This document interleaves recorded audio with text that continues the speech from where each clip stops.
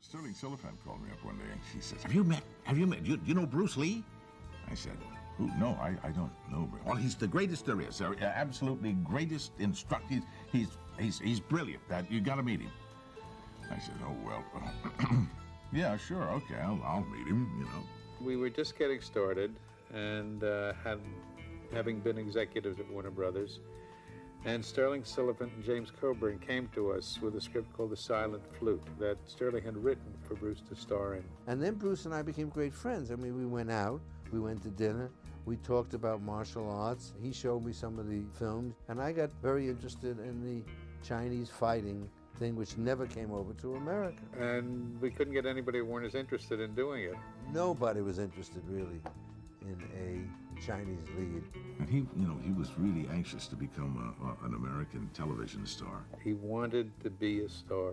I mean, he was just driven to that stardom. I said, there is no way, Bruce, that you're going to ever get to really be seen here in America unless you have a piece of film. And it's not just the Green Hornet, that's television. Bruce was too much for television. I mean, he was bigger than television. So when Raymond Chow offered him the, I think it was The Big Boss, it was called, the first one, he said, well, I'm getting another one. I said, take it. And he went back to Hong Kong because he didn't get the role in Kung Fu. After Bruce went back to Hong Kong, he became miraculously successful. I mean, he became like the Beatles, that overnight hit in the Far East. He'd never achieved that before at any time.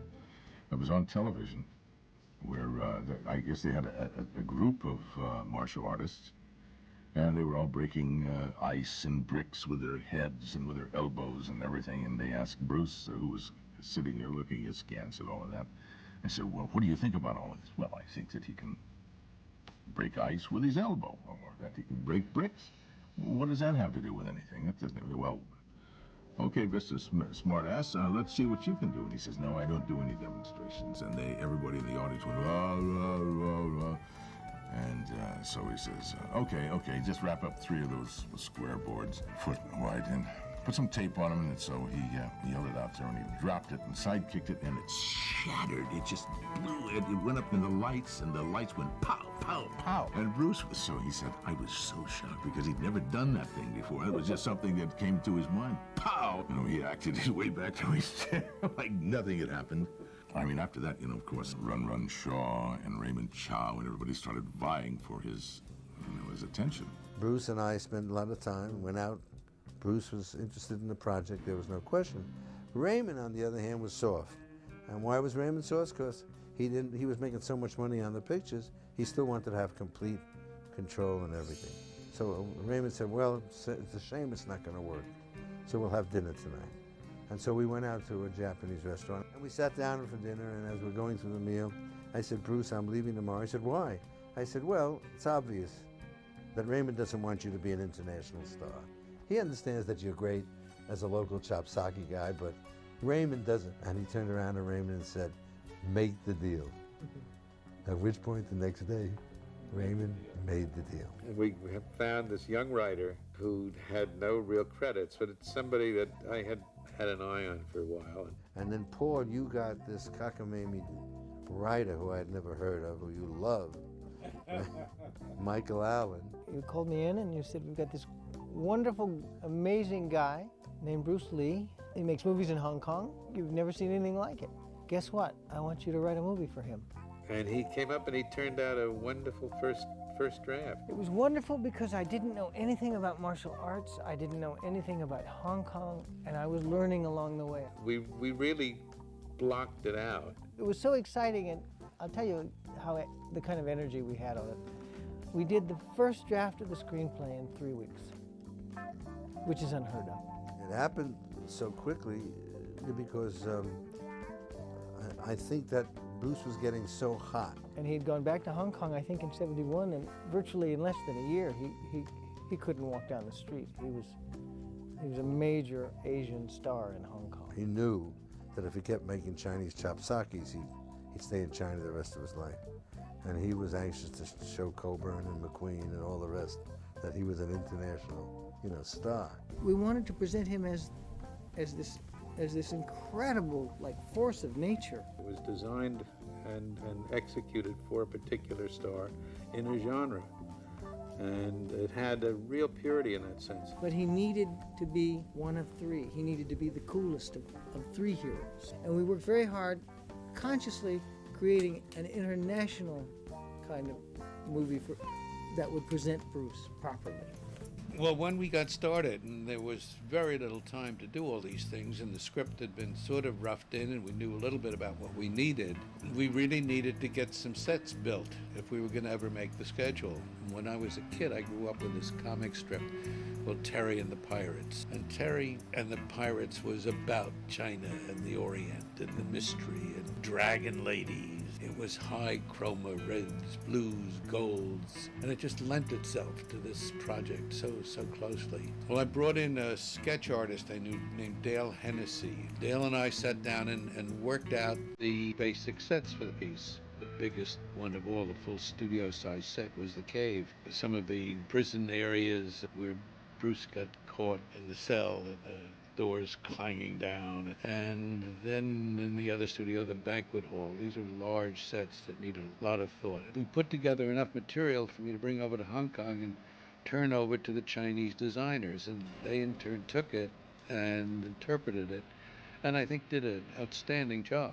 I think what Bob Klaus, the director, and I tried to do was to take the magical element of Hong Kong and bring a photographic style to that.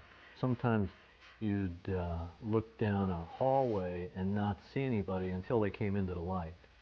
And I remember Bob was very insistent that he wanted it to be absolute black and then come into the light. And lighting-wise, that's kind of a challenge. Rather than light the whole cave, we used pools of lighting to try to make it very dramatic. We used smoke to sort of haze it out. Bob did this very neat shot from up above, and looking at it, it was kind of blah. There's just a bunch of people walking around on there. So someone had the idea to get like 100 bird cages. So we'd shoot through the bird cages, so you couldn't really see what was going on. You didn't really know who these people were, what was going to happen. So what we tried to do, lighting-wise, is to add to that, to make it dramatic, to make it exotic. Freddie and I talked about this at length, and the big problem is, how do you have a film loaded with action in a contemporary situation where the hero has no guns? Now, why doesn't somebody pull off 45 and bang, settle it? No guns. Han would never allow guns on the island anyway. He had a bad experience with them once, and he's fearful of assassination. Can't really blame him. Any bloody fool can pull a trigger. I guess I won't need anything. And the villain creates the hero. You need a really sensational, I wanted Han to be the devil.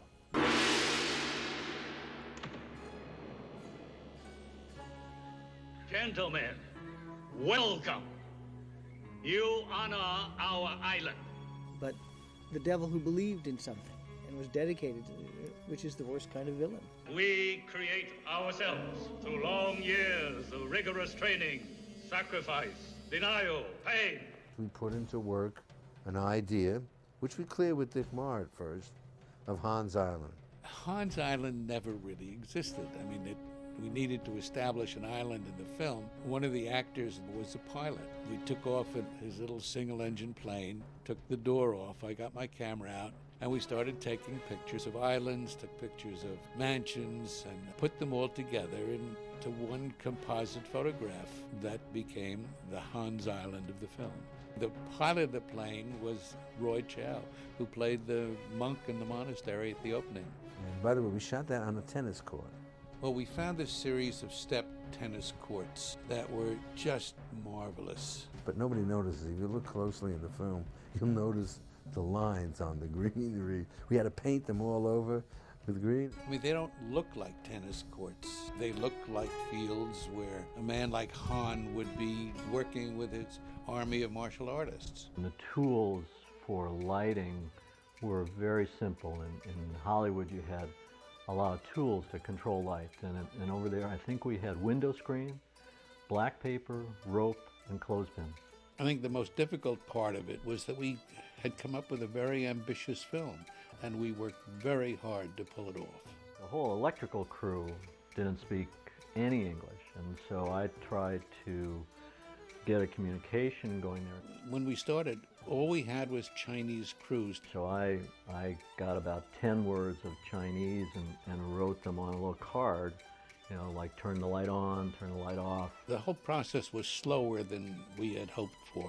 I mean, the biggest problem was communication. Obviously, my Chinese wasn't very accurate because most of the times when I would say something, they just thought it was the funniest thing in the world. As we went along, we learned about the crew, they learned about us, and we came up with a very positive way of making things work. But we had a very good time, and they were very hardworking. And once we actually started doing things where we would turn a light on and I would go over and show them what we wanted, they were very accommodating. The skill of the Chinese craftsmen working at things that they knew how to do was just outstanding. Bob had an idea for the island when we came there to sort of fill up the frame with a lot of flags. So we had some flags made, and then we needed some flagpoles. Well, there weren't any, so we had them made. I'll never cease to be amazed when this old man came in with a bag of plaster, some sticks and wire, and at the end of the day there'd be a 4-foot temple dragon or a 6-foot statue of a Chinese warrior. And they just did a wonderful job. I mean, the casting of the film was really kind of amazing. We selected John Saxon because we had heard that he was very interested in martial arts. The interest in karate was spreading all over the place. That was the reason why I decided to do it. I was surprised at how good he was. Yeah. Talking over how to do the scene in the golf course with Bob Klaus and Fred Weintraub, I felt I had to demonstrate to them what I meant. So I began doing all kinds of leaping kicks that I could do at that time, you know, scissor kicks and so on. I know he worked really hard during the shooting. But I felt that I had sufficient preparation, I thought, to do a movie, you know. I was a little overestimation. And I think when he got to Hong Kong, he really saw these guys working, and he was working every day. It was, I think, about 8 days of continuous fight scene stuff. I got to tell you, but after those 8 days, I had had enough of doing the karate movie. I didn't want to do any more of these fight scenes. I thought, come on, give me back to something that is a drama, that is an internal thing, an emotional sort of situation. I was glad it was over in those 8 days, yeah. Bruce had a lot to say. He had a lot of recommendations in terms of the martial artists, and we kind of deferred to him in the final choice because he'd be the one to work with them in their martial arts areas. He had worked with most of these guys in America.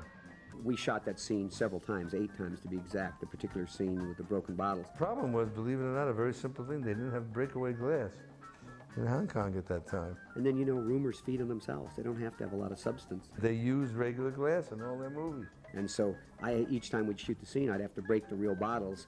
And Bruce instructed me to take the jagged edge of my right hand, which I had one in each hand, but lunge with the right hand at his right pec. And Bruce's words were, come at me as fast as you can. And Bruce insisted that the action be so realistic. And he wanted to get it perfect. Everything had to be perfect with Bruce. It was a fraction of an inch, and Bruce got cut. And it was lightning fast. I mean, I just lunged as fast as I could, and whap, it was over.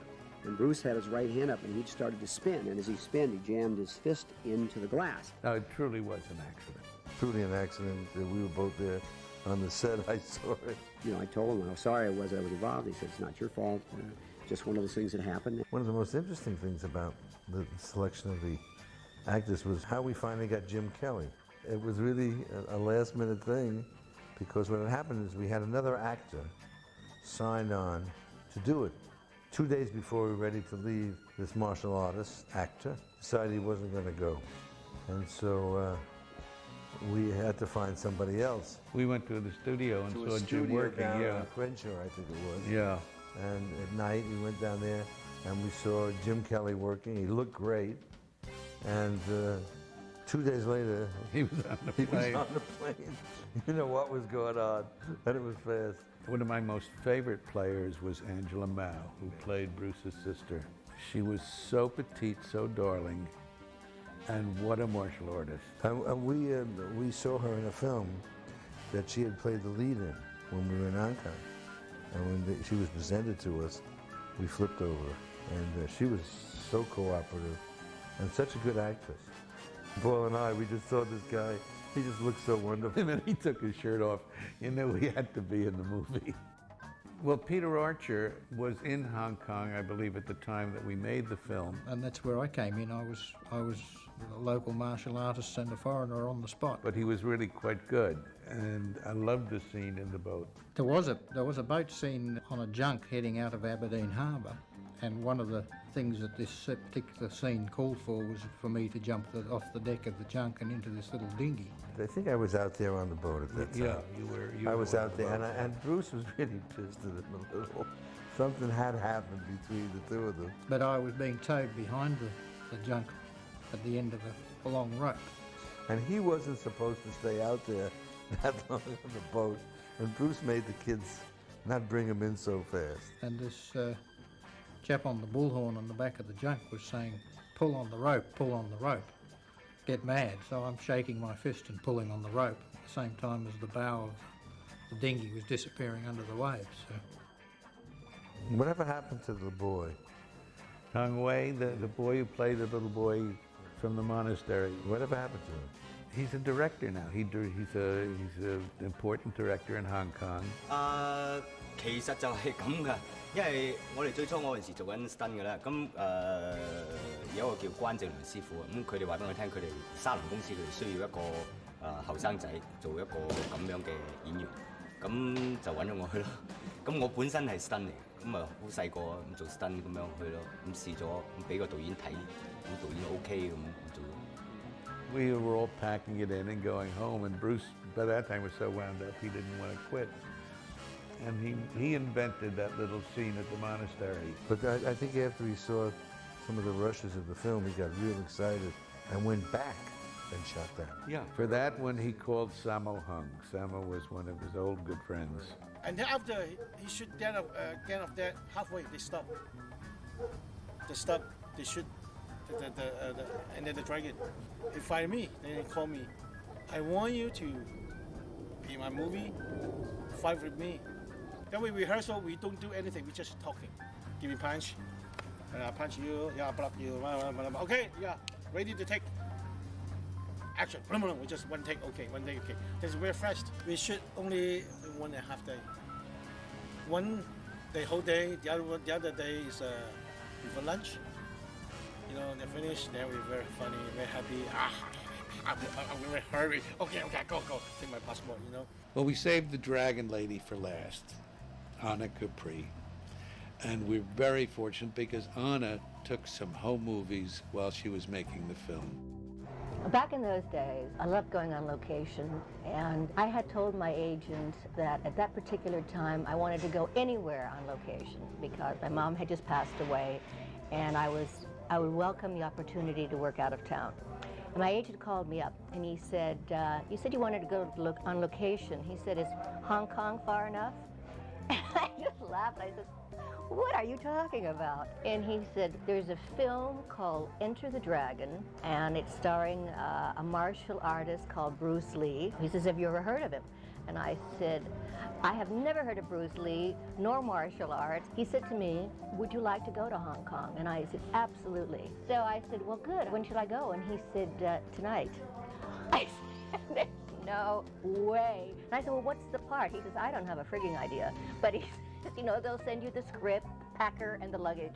Just get on that plane. I somehow miraculously was on that plane going to Hong Kong that night at midnight. China Airlines. My dad had given me a little Super 8 camera for my birthday, which was like a couple months before I went, and I just threw it in the bag just to pass the time, just walking around and, you know, taking some shots of Bruce and John and Jim Kelly and Bob Wall. Of course, I'm sorry that I didn't have more. We just spliced 5 3-minute increments together so it would be easier to view, to show my friends. And like I said, it was just for fun. And it wasn't really from the beginning, middle, and end. It was mostly just, you know, where they were filming the tournament scenes. And when they first arrived, that was just down the steps from where we shot the tournament scenes. As a matter of fact, it's very interesting because I had been invited to a formal lunch at this rich palatial estate. It was on a Sunday afternoon, and I went, and the lunch was basically held on a boat, which was down the steps from this palace. I noticed that these yellow flags were flapping in the wind. I asked our host, I said, what are all those yellow flags doing there? And he said to me, tomorrow, some movie company is going to start shooting here for the next 2 to 3 weeks, and it's a film starring Bruce Lee. And I said, I can't believe that. I said, I'm the leading lady in that role, in that movie. And he said, you're kidding. I said, no. I said, and we're going to start shooting here tomorrow. But it was mysteriously wonderful and beautiful at the same time. I was fascinated with it. I loved Hong Kong. And then from then on, Bruce, not only was with it, like everything Bruce did, he became terrific in what he did. Great film coordinator, stunt coordinator. And ultimately what we did in the screenplay was, when we came upon an action sequence which was going to be a Bruce Lee kind of showpiece, we would just write in the script choreography to be designed by the director and the star. A lot of Bruce's talent was with working with other actors and choreographing a scene and leading the whole operation, both in what he did and in what happened with other people in the fight. And a lot of it, again, with the director. The director Bob Klaus had a wonderful sense of action, and he really had a wonderful visual eye to what would make a good action scene. When I saw the fight downstairs, when he goes into the caves, I thought when we saw that, the kind of things that Bruce was doing was unusual and different. And he also had great charisma. And you watch the other stunt guys watch Bruce, you begin to understand what happened. Remember Jackie Chan was a stuntman on Enter the Dragon. Everybody began to understand that this was something unusual.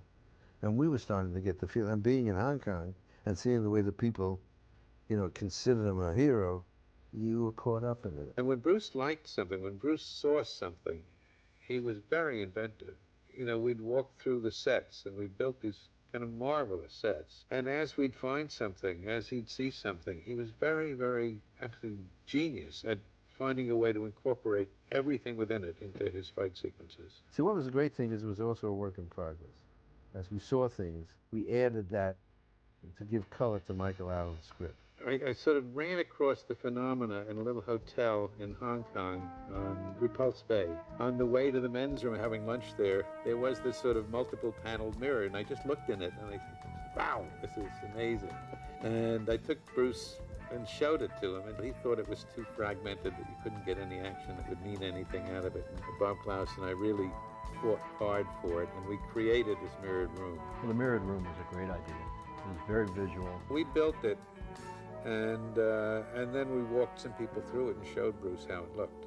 And then he got absolutely... So we wanted to see ourselves, we just built like a closet in the middle of the room that was movable with mirrors on the outside. It just blended into the other mirrors.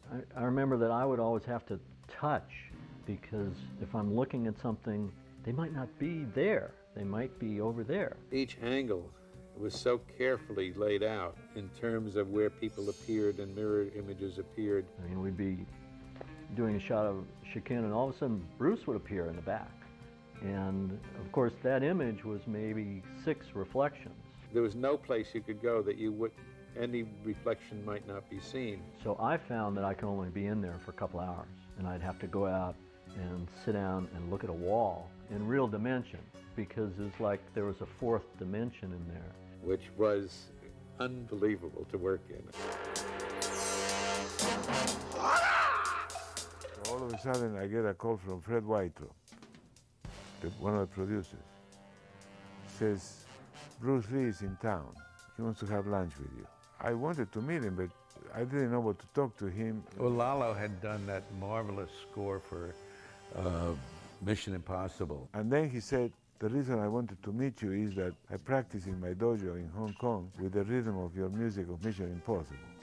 He had the most unusual instruments. When he found things that we used in Enter the Dragon that hadn't really been used much in orchestration. So I had to invent sounds based on instruments that they are accessible to the studio musicians, that would sound like from the Orient. We wanted it to be modern, but to have a little Chinese, but not have a Chinese score. And I accomplished that. That was a great satisfaction. Premiere at Groundman's was exciting and sad at the same moment. Of course, Bruce had passed away by then. Before the opening, we had had a Chinese dragon race down Hollywood Boulevard. Hollywood Boulevard. You remember that? One dragon from San Francisco and one dragon from L.A.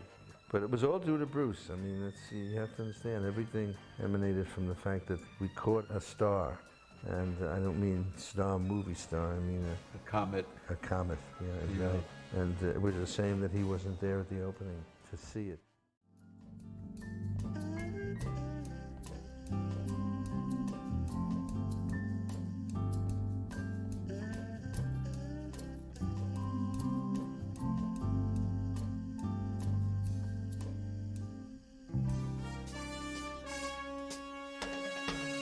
Action!